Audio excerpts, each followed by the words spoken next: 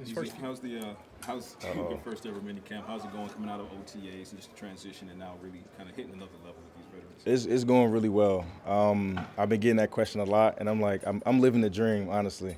I graduated from school, so this is just football right now, so I don't have to worry about anything else, so it's really good. Yeah. What's it been like to have Micah around, and would you kind of pick his brain at all? Yeah, it's been good. We actually went to dinner last night. We had like a little D-line dinner last night, and we were just chopping up the whole time, getting to know each other. And it's been really cool. Definitely picking his brain. That's somebody, got to learn a few things from that guy, but it's been really good. You guys make him pay? No. He was talking about how you love playing the right side and he loves playing the left. And just he threw that in there? With a big smile, and as you said, with a big smile, just talk about just the early chemistry that you guys are building in that room with Micah Lee. Yeah, I would say the chemistry is getting really strong. We actually had a conversation about this together today. And that's something that, we need to do to move forward and to be the best defensive line that, we possibly can be and want to be. So that's hanging out outside of the facility, picking each other's brains, holding each other accountable, just chit-chatting, checking up on each other. That's something that we need to do and we're going to do. And I think that's what's going to help us be successful this year. He also said he wanted an egoless room. Mm-hmm. What does that mean to you, and how did you receive that? Nobody's above anybody. We all have different successes, or we've all, done certain things already in the game, or I haven't done anything. But it doesn't matter, if one guy isn't going hard, we're going to get on that guy the same way if, anybody else was not going hard. Everybody's, equal. So that's pretty much what we mean by that.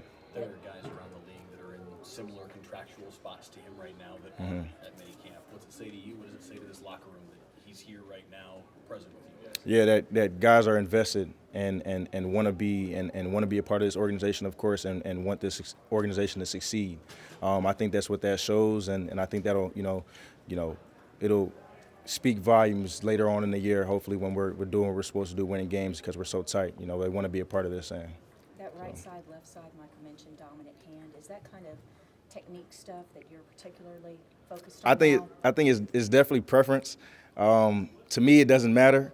If we're on the field together and he want that side, I'll take this side, or it doesn't matter. We can flip flop. It's just matchups and which gotta get a rhythm in the flow of the game, and that's what side we're gonna go on. So I just think a lot of fans don't realize all that goes into some of the technique and some of those small things. And so since you can't hit yet, is that what you're particularly focused on? Is those types of things? Yeah, definitely working the different techniques out of both stances, both sides. That's something very important. And like you said, we're not, having much contact, so it's a lot of hand work. So that's definitely a time right now to sharpen those tools for sure. How much are you waiting for your deal to get done? Only 2 second-rounders, I think, have gotten done. You paying attention to it, or you just not really? I'm here doing what I have to do every single day. That's between the organization, my agent, and I'm full faith that they're going to get that done. And when it's ready, it'll be ready, and I'll sign that piece of paper. But other than that, until then, I'm doing what I have to do here. What did your agent? When you talk about connecting with players off the field, what is one of your favorite ways to do so? I like to bowl personally, and we actually, there's a good amount of us that went bowling together this past week, and this is a great time. It definitely builds that team chemistry for sure, and it it shows that competitive side away from the field. So, who, me? I'm gonna say me. Yeah. I didn't have my ball though. I actually got a ball. I'll be spinning that thing, but I would say me. What do you roll? What do I roll? I'm up there. I'm not pro yet, but I'm touching. I'll touch twos. I'll touch the twos.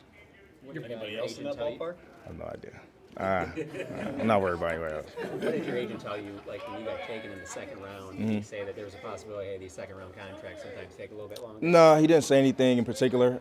That's not nothing I was really worried about. I was just so grateful and happy to be a Dallas Cowboy. So, what do you have to do during your rookie year for you to look at the end and say, hey, this was a really successful year for me? Contribute in any way possible. Doing whatever the coaches asked me to do.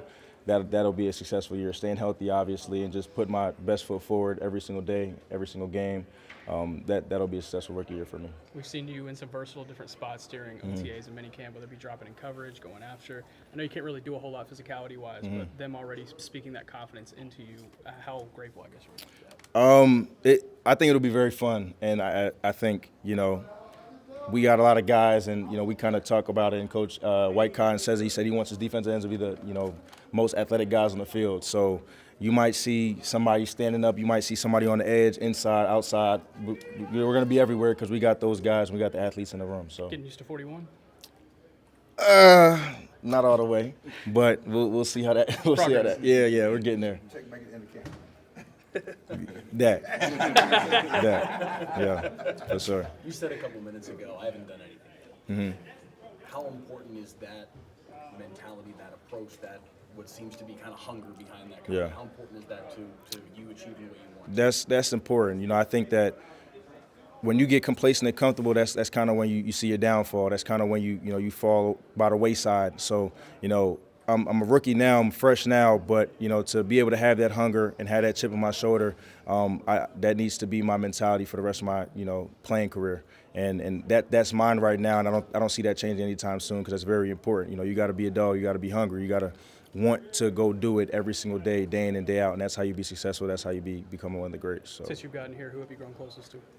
The whole room, we're all getting really close, but my guy Tommy, King Basote, that's my dog. So we've been hanging out. We actually went to an NHL game together.